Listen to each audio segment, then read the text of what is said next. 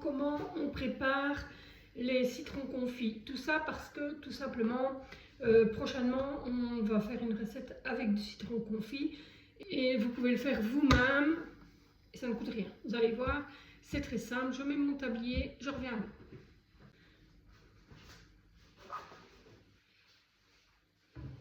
Donc ici je vous montre avec 2 citrons. Vous pouvez le faire avec beaucoup plus, c'est vous qui voyez. Donc il faut simplement un bocal. Moi je prends celui-là, il faut quand même garder une ouverture assez grande, ne prenez pas un truc tout fin parce que votre citron ne va pas rentrer dedans. Bien que une fois qu'il va être confit, il va rétrécir en taille, mais il faut quand même que vous puissiez le sortir aussi après. Il vous faut ça. Il vous faut du sel, donc du gros sel. Et ben c'est tout. Donc je vous montre. Vous prenez un citron. On fait une entaille dans ce sens-là et dans ce sens-là. Donc une croix si vous voulez. Hein. On coupe comme ça. Je fais pareil avec l'autre.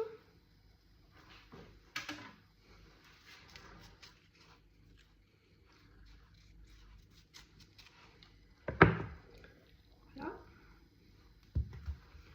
Je prends mon gros sel. Je mets le citron à l'intérieur, je prends du sel et je viens mettre du sel dans la croix que je viens de faire pour qu'il soit là et qu'il y ait vraiment du sel dedans. Pareil avec le second.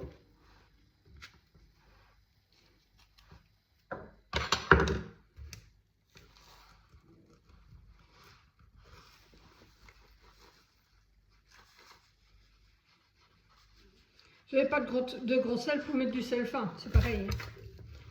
Voilà, ici il est ni fin ni gros, c'est du sel marin.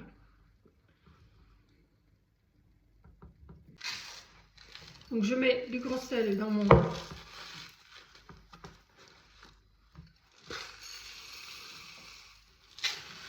j'ai mis une partie de gros sel. Je remets mon deuxième citron. J'aurais pu en mettre 3 dans celui-là. Voilà. Je remets du grand sel. Voilà, ils sont recouverts. Je ferme et c'est terminé. Le citron va fondre et cuire dans le sel. Vous le mettez simplement dans le fond de votre frigo. Et vous allez voir dans 3 semaines, 1 mois, il va être confit, vous pourrez l'utiliser. Voilà un que j'ai fait il y a 1 mois, il y a pile 1 mois. Voilà la texture. Ce sera pour faire du poulet aux olives, mais il y a d'autres recettes où on utilise le citron confit.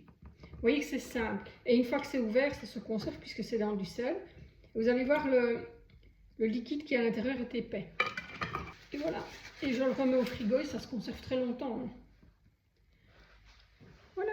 Vous avez vu, c'est vraiment très simple. Hein. Je ne vais pas vous dire que je vous souhaite un bon appétit, je le ferai plus tard. À vous de vous préparer et de préparer ce citron pour la future recette du poulet aux olives et au citron.